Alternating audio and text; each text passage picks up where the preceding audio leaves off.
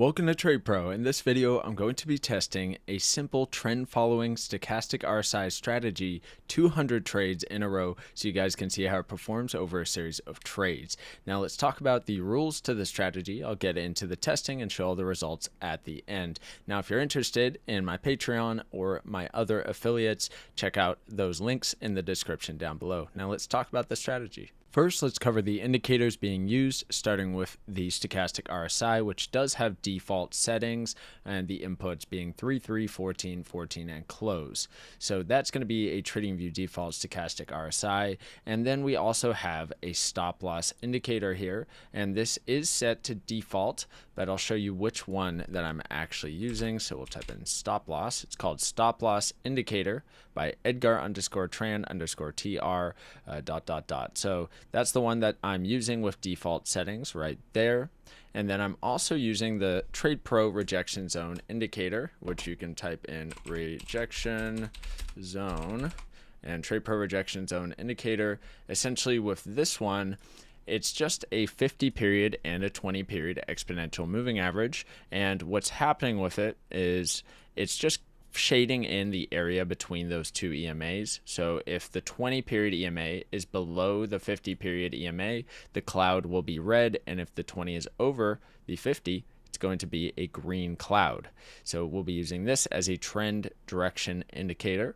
This will be our stop loss indicator, and then the stochastic RSI will be giving us our entry signals. So let's talk about the exact rules and stop loss placement, take profit target, and get into this.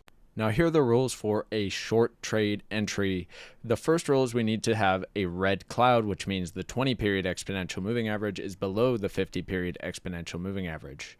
Next, we need to see that price pulls back into the rejection zone indicator, so pulling back to at least the 20 period exponential moving average and touching it. And the third will be the stochastic RSI comes into the overbought territory over the 80 level and then crosses down. So we do have a cross down right here on the stochastic RSI, which coincides with this red candle right here. So that would be the entry candle. Very simple strategy. Stop loss goes to the stop loss indicator and then targeting 1.5 times the risk. And it's worth noting this is by no means the optimal setup. So this stop loss placement, this risk to reward ratio, I'm just kind of choosing defaults for these, and they are not ideal. So definitely worth testing other things out. You can try moving the stop loss to break even at a certain point, but this is what I will be testing, this very simple setup. So let's go to the next one here where we get a cross down on the stochastic RSI. It's in the overbought. We saw the pullback into at least the 20 period EMA and the rejection zone indicator. So let's get our entry candle right here and stop loss to the stop loss indicator, targeting 1.5 times the risk. Okay, so let's talk about a long entry now. Now for a long trade entry, we need to see a green cloud, which means the 20 period EMA is over the 50 period EMA. Then we need to see the pullback, price touching into the rejection zone indicator, at least to the 20 period EMA.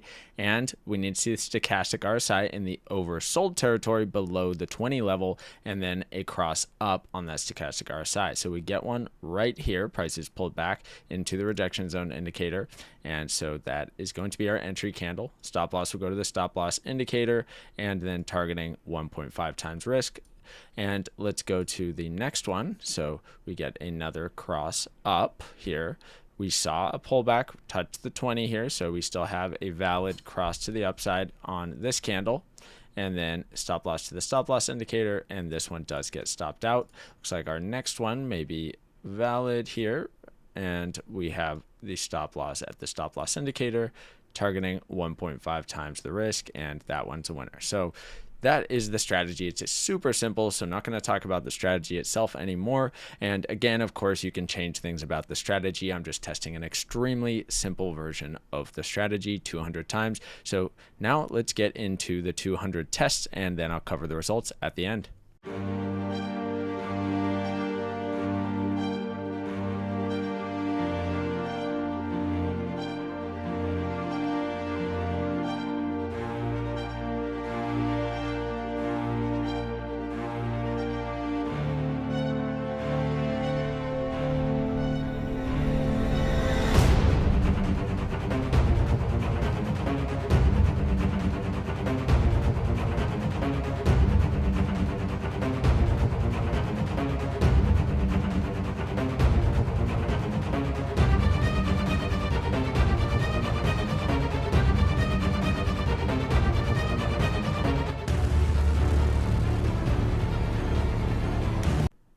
Alright, the results are in after the 200 back-tested trade, so let's cover it.